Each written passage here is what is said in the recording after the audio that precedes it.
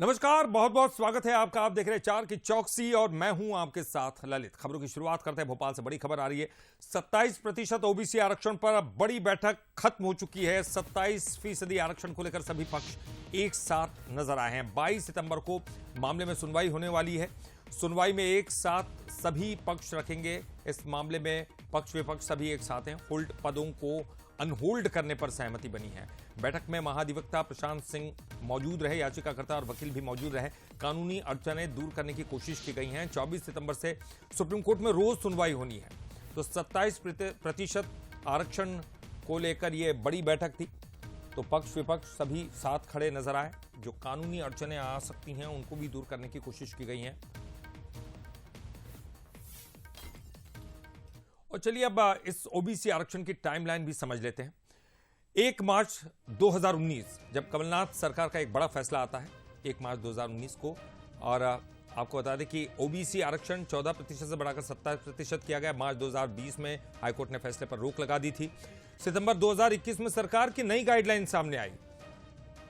OBC को 27% आरक्षण देने की अनुमति प्रदान की गई।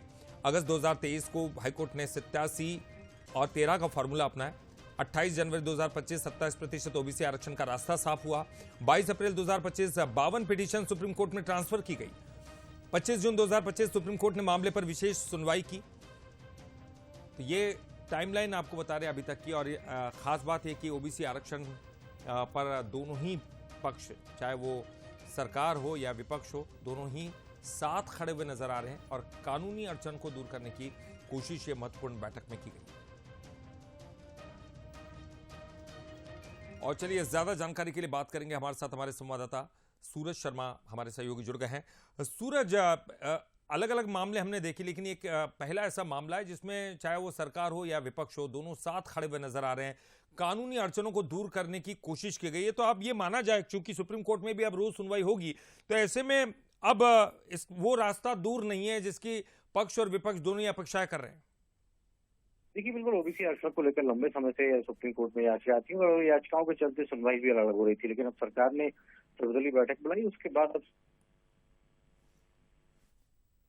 जी सूरज, किया कि सबसे पहले 27% आरक्षण में जो 13% अभी पद जो होल्ड है उन्हें सबसे पहले अनहोल्ड किया जाए, ताकि जिन अभ्यर्थियों को रोजगार से जोड़ने की सरकार बात कर रही, कम से कम उन्हें नौकरी मिल सके। तो उसको लेकर भी लाखों की संख्या में अभ्यर्थी हैं, जो चाहे एमपीपीएससी में हो, पुलिस में हो, शिक्षा विभाग में हैं, जो ओबीसी आरक्षण के चलते अभी तक होल्ड पर हैं।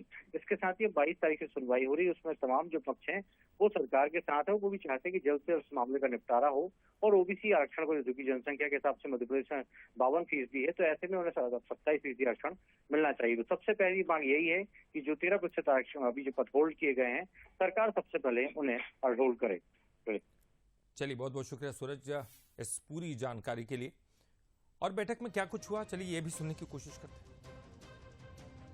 यही बनती है, बार बार ये कहा जाता है कि 27% आरक्षण हम लागू करने के लिए प्रतिबद्ध हैं, हमारे मुख्यमंत्री जी प्रतिबद्ध हैं।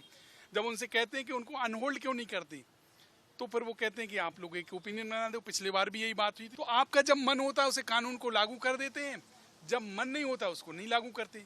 तो ये कहीं ना कहीं दुर्भाग्यजनक है। सारे दल एक साथ ये बात कह रहे थे कि हम लोग 27% आरक्षण देने के लिए मुख्यमंत्री जी का समर्थन करते हैं। एजी साहब नहीं आए थे तो निर्णय तक बात पहुंची नहीं, इसीलिए बात एडवोकेट जन अलग से मीटिंग्स हो रही हैं उस कारण से। तो वहीं का वहीं निर्णय हो जाता। अगर उनको देना होता तो दे देते, नहीं देना होता तो नहीं देते।